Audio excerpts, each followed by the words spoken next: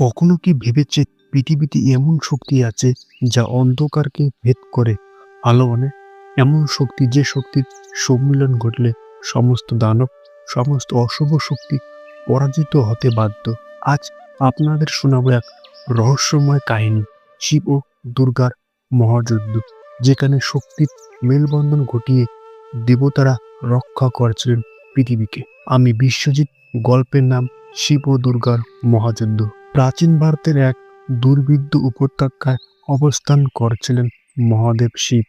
তার তপস্যায় কোনো ব্যাঘাত ঘটেনি। তিনি প্রকৃতির সাথে একাত্ম হয়ে নানান ধরনের আধ্যাত্মিক চর্চা করে চলছিলেন। তার চারপাশের যে শান্তি ছিল তা তার গভীর ধ্যানের ফলস্বরূপ। কিন্তু একদিন মহাদেবের শান্তি ভঙ্গ হয় এক ভয়ঙ্কর দানবের আগমনের খবর পেয়ে। ওই দানবের নাম ছিল মহাসুর, যে তার অসীম শক্তি এবং অন্ধকারের শক্তি দিয়ে সমস্ত পৃথিবীকে গ্রাস করতে চাচ্ছিল। তার ভয়ানক অত্যাচারে দেবতারা, মানুষেরা সবাই একরকম অসহায় হয়ে পড়েছিল। দেবরাজ ইন্দ্র, সরস্বতী, বিষ্ণু সবাই একত্রিত হয়ে মহাদেবের কাছে সাহায্য চাইলেন। মহাদেব শিব জানতেন মহাসুরের অত্যাচার থামানোর একমাত্র উপায় দুর্গা দেবীর আগমন। দুর্গা দেবী, যিনি শক্তির প্রতীক, তার উপস্থিতি এবং শক্তির মাধ্যমে দানবদের পরাজিত করতে পারতেন। কিন্তু দুর্গা দেবী এক দিকে তার শক্তি নিয়ে চিন্তা করছিলেন। তিনি জানতেন শিবের সাথে একত্রিত হলে তাদের শক্তি অবিশ্বাস্য হতে পারে, কিন্তু তার জন্য ভয়ঙ্কর যুদ্ধের প্রস্তুতি নিতে হবে। শিব মহাদেব দুর্গাকে বললেন, তুমি শক্তির প্রতীক, তবে তোমার শক্তি নির্ভর করে এক গুরুত্বপূর্ণ উপাদান, প্রতিবন্ধকতা। তোমার শক্তি শুধুমাত্র শান্তি এবং ন্যায় প্রতিষ্ঠার জন্য হতে হবে। তুমি একলা এক শক্তি, তবে আমার সাথে এক হয়ে যদি যুদ্ধে নামো, আমাদের শক্তি অবধি প্রতিটি দানব এবং অন্ধকারকে দূর করবে। দুর্গা দেবী শিবের কথা শুনে সম্মতি দিলেন এবং শিব তার কাছে বর্ণনা করলেন, তুমি আমার সাথে এক হয়ে পৃথিবীকে রক্ষা করবে। কিন্তু মনে রেখো, শক্তি যখন একসাথে আসে তখন তা যেমন নির্মম হতে পারে, তেমনি ন্যায়ের পথের দিকে পরিচালিত করা আবশ্যক। মহাসুর তার বাহিনী নিয়ে পৃথিবীকে ধ্বংস করতে শুরু করছিল।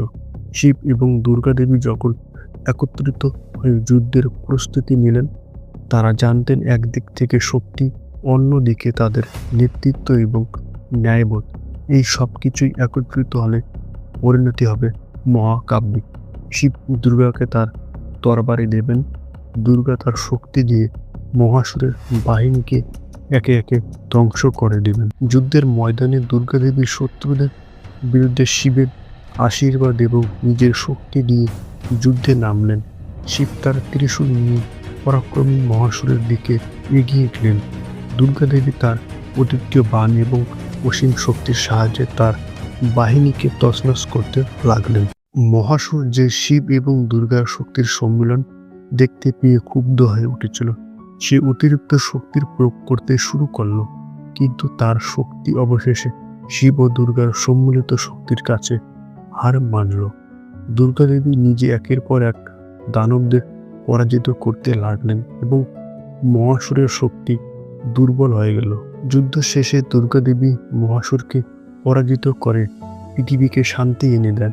শিব মহাদেব দুর্গাকে ধন্যবাদ জানিয়ে বললেন, তুমি সত্যি শক্তির প্রতীক, কিন্তু তুমি বুঝছ, শক্তির সত্যিকার প্রয়োগ হলো শুধুমাত্র সঠিক পথে। এটি কখনই অবিচারের জন্য হতে পারে না। দুর্গা দেবী উত্তর দিলেন, শক্তি যদি সঠিক উদ্দেশ্যে ব্যবহার না করা হয় তা পৃথিবীকে ধ্বংস করে। তবে আমি জানি, আমি এখন যেটি করেছি তা সঠিক।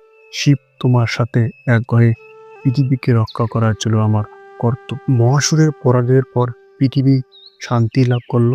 দেবতারা শিব এবং দুর্গার প্রতি শ্রদ্ধা নিবেদন করলেন। তারা জানত, যখন দেবতাদের শক্তি একত্রিত হয় তখন পৃথিবী কেবল শক্তিশালী হয় না, বরং এক নতুন শিক্ষা লাভ করে।